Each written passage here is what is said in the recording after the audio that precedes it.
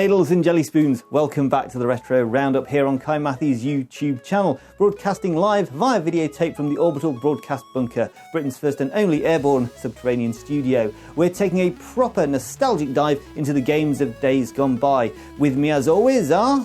Pat here. I've been retired from extreme esports commentary long enough to watch these old games at a civilised pace, much like me pints at Dog and Duck. Slow and steady it wins race. And I'm Keith, T-Boy extraordinaire, and dare I say, badger enthusiast.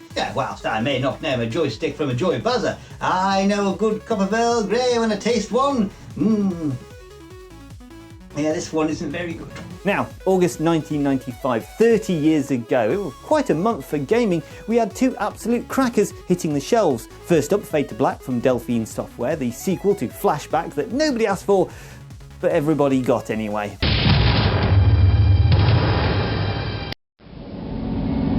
Fade to Black, EA's 1995 attempt at dragging Flashback, kicking and screaming, into the third dimension. Released for MS-DOS with full GUARD shaded 3D graphics because apparently flat polygons weren't shiny enough for the mid-90s crowd, our hero Conrad Hart's been floating in space for 50 years after destroying an alien planet. Bit dramatic really. He wakes up imprisoned in New Alcatraz by his old mates the Morphs, who've clearly held a grudge. Fair play to them, honestly. Gameplay wise, it's a third person shooter with platform elements and tank controls that handle like a shopping trolley with 3 wonky wheels. You'll spend half your time fighting the camera angles and the other half wondering why Conrad can't jump properly. Critics called it an adrenaline pumping polygon adventure, although most players found it more frustrating, inducing camera nightmare. Still, it was ambitious for 1995, just not particularly playable by 1996.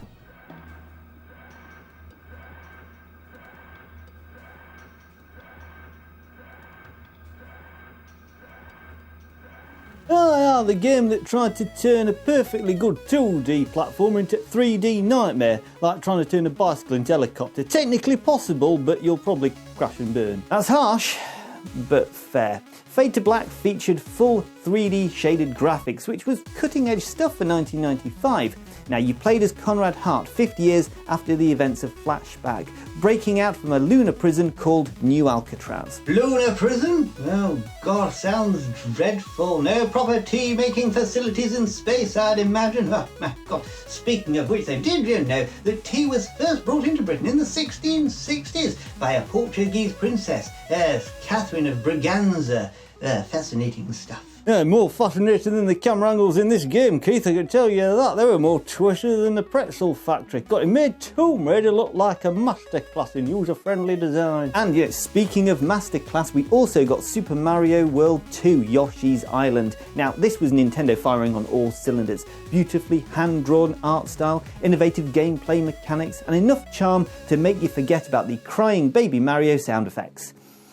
Mostly. Like crying baby sounds in a video game. I mean, whoever thought that were a good idea clearly never lived to a young family. Gosh, like psychological warfare disguised as entertainment.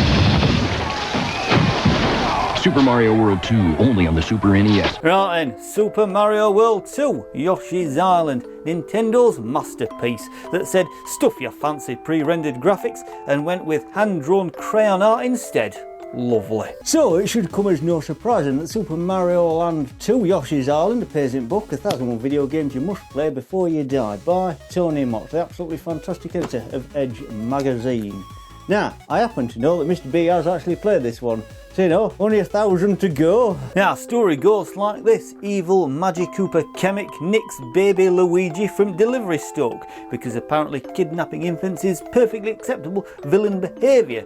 Baby Mario lands on Yoshi's back and suddenly every dinosaur on Island becomes an unpaid babysitter. That's brilliant in parenting, that. You play as various Yoshis carrying this screaming infant around, swallowing enemies and turning them into eggs.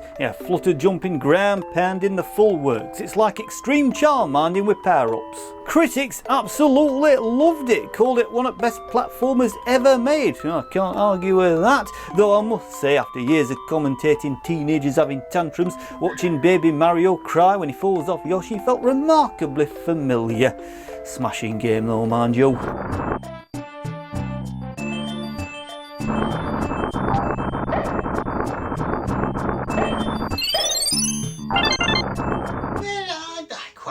the dinosaurs reminds me of badgers. Actually, did you know badgers can dig tunnels up to 30 meters long? Remarkable creatures, really. Moving on to August of 2000, 25 years back, we had some interesting releases, and one of those was Heavy Metal Flat 2, based on the animated film. You play as Julia on her quest to save the planet Eden from the ancient entity known as Geist.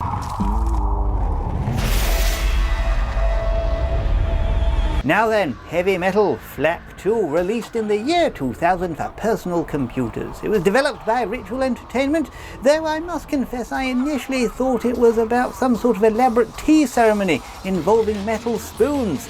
Oh, how wrong was I? Now, the story follows a lady called Julia. A lovely name. My Aunt Julia made exceptional scones, I'll have you know. Now, Julia's trying to save her home, planet Eden, from something called Geist. Sounds rather like a digestive complaint, doesn't it? Oh dear, I've got a touch of the Geist again. Now, apparently it's a third-person shooter, which I assume means you shoot things from behind other things, rather like watching badgers hunt. Yeah, they're surprisingly stealthy creatures, you know. Excellent tunnel diggers too. The critics were moderately impressed, although I suspect they'd have been more enthusiastic if the game had featured a proper tea break. Everything's better with a nice cup of Earl Grey, I always say. Settles the nerves wonderfully.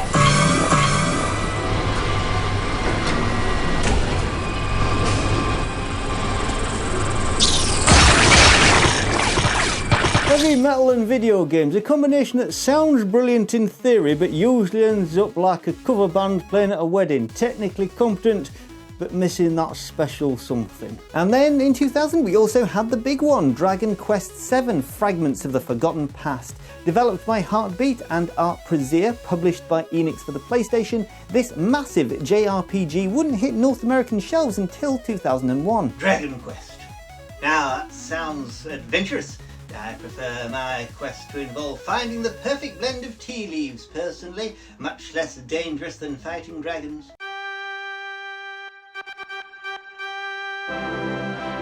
Dragon Quest VII, Fragments of the Forgotten Past. Enix's PlayStation epic that basically said, you know what RPGs need? More grinding and less sleep for the next 100 hours. Released only in Japan and North America initially, because apparently us Brits weren't deemed worthy enough for this particular time sink. Charming. The plot follows young Kiefer and his mates discovering mysterious tablet fragments that unlock lost islands. Proper archaeological simulator this one. Archaeology involved slaying metal slimes and levelling up job classes. Speaking of jobs, the game features a robust class system where you can spend hours becoming a master shepherd or dancer, because nothing says hero's journey like perfecting your ballroom technique between battling dragons. Critics praised its depth and storytelling, although depth here means prepare to invest more time than your university degree. It is a brilliant game, mind you, just don't expect to see sunlight for several months. Proper commitment is required.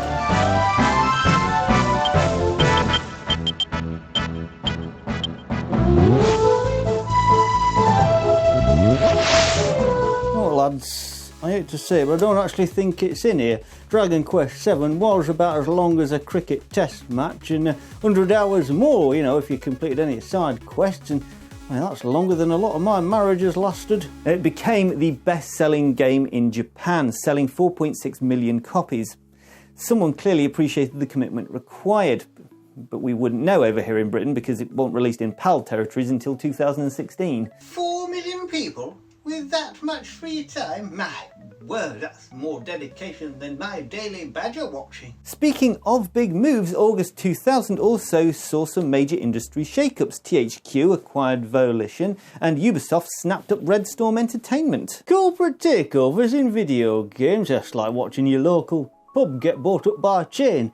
The beer might remain consistent, but the character disappears faster than the free samples during a food festival. Right, on to August 2005, 20 years ago. Now this is where things get proper mental. Although we thought we'd start with a little shout out to friend of the channel, Engage. I'm always here if you need me. And talk about Dragon Ball GT transformation for the Game Boy Advance. Talking bigger, faster, way more powerful. Dragon Ball GT. Dragon Ball GT Transformation, Atari's Game Boy Advance effort that followed the controversial GT series. Were developed by Webfoot Technologies, which sounds more like a treatment for athlete's foot than a proper development studio, but what do I know? Plot follows Goku and his spiky-haired mates collecting Dragon Balls across the galaxy.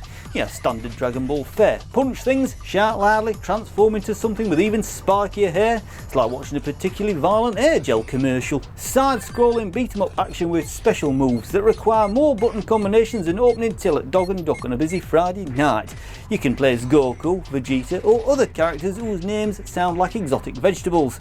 Now, critics weren't exactly bowled over, they called it repetitive and uninspired. I can't say I'm shocked. After commenting countless fighting tournaments, I can tell you there's only so many ways you can dress up. Punch the other bloke until he stops moving. It is an adequate time waster though.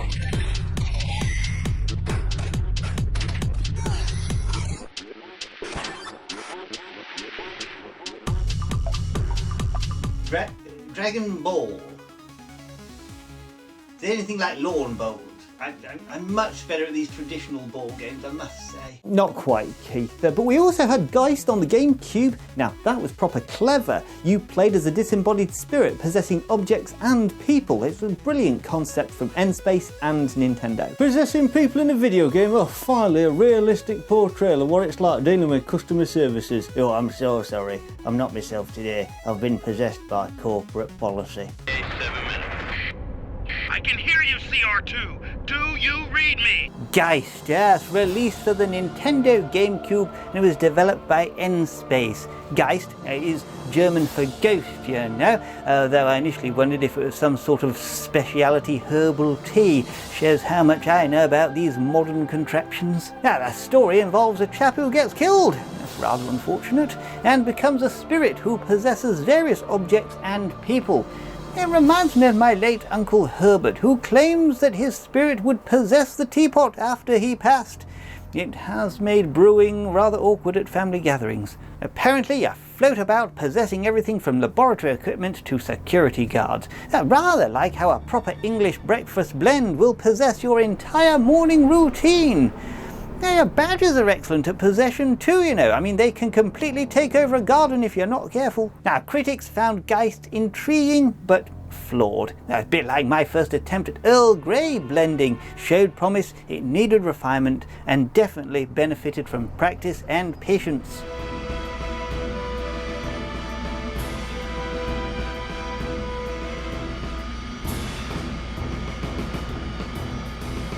Ghosts?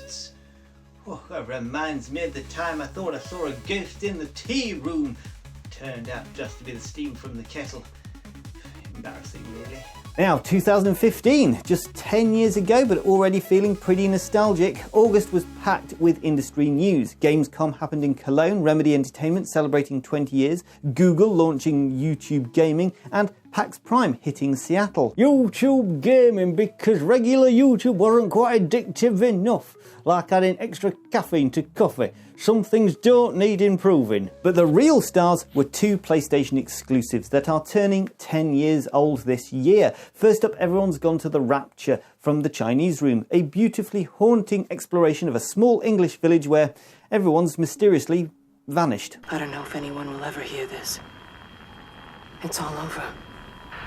I'm the only one left. Everybody's gone to the Rapture, the Chinese Room's PlayStation 4 exclusive that basically asked, what if we made a game where literally everyone has buggered off? What a concept. Set in a mysteriously abandoned English village called Yorton, because apparently even the apocalypse prefers quaint countryside locations, you wander around investigating what happened to all the locals through ethereal light trails and radio broadcasts. It's like CSI meets The Archers meets Most Haunted, but with significantly less dramatic music. The gameplay consists entirely of walking very slowly and occasionally pressing a button to activate ghostly memories. They've basically turned taking a leisurely stroll into interactive entertainment. No combat, no puzzles, just pure atmospheric wandering at the speed of a particularly arthritic pensioner.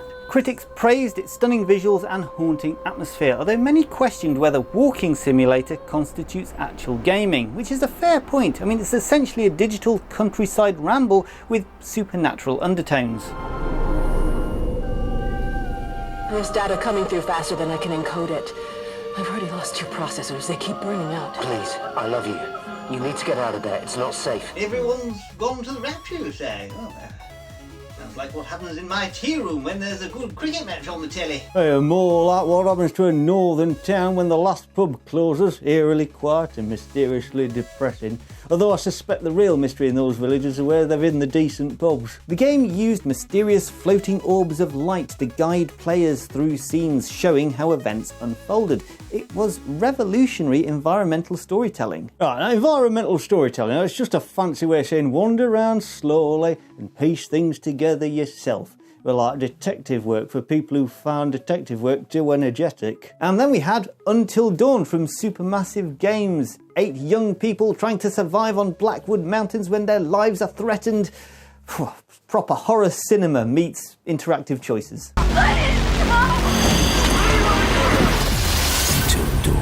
Until Dawn, Supermassive's PlayStation 4 horror extravaganza that basically took every slasher film cliche and said, let's make it interactive, shall we? 8 teenagers head to a remote mountain lodge for a reunion because no one's ever seen a horror film. Predictably, things go tits up faster than a dodgy pint at closing time. Someone's stalking them, there's mysterious creatures about, and naturally they keep splitting up like complete muppets. It's an interactive drama where your choices determine who lives and dies. Butterfly effect mechanics mean every decision matters. A bit like choosing your seat at Dog and Duck on darts night. I mean, pick wrong and you're stuck next to Derek discussing his hemorrhoids all evening. Critics absolutely loved it, called it a masterclass in choice-driven narrative. Can't argue with that really, though after years of watching teenagers make terrible decisions in esports, watching them make terrible decisions in horror games felt remarkably familiar.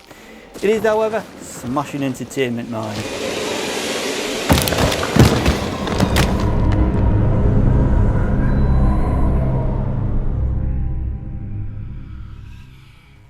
Young people in a survival situation. They'd been much better off with a proper tea break schedule. Nothing sorts out a crisis like a nice brew and a biscuit. They were Until Dawn were like watching teenagers in a horror film, except you could actually shout at the screen and they'd listen. God, what a concept. Characters with a functioning brain cell. Both of these games show how far storytelling in games has come, from the simple rescue the princess days to these complex narratives about human nature and survival.